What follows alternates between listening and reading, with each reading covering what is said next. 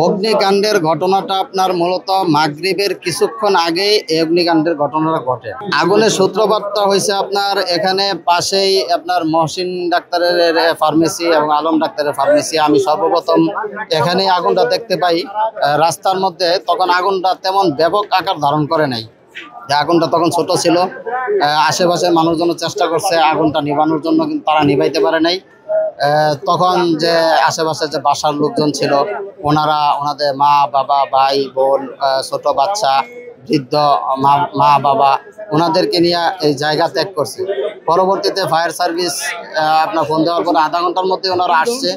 যেহেতু আমাদের এটা করাইল বস্তি, আপনার রাস্তাটা তেমন না, প্রশস্ত না, রাস্তাটা সরু। প্রথমে একটা ইউনিট আসে, ওনাদের আপনার প্রসেসিং করতে করতে একটু সময় লাগে।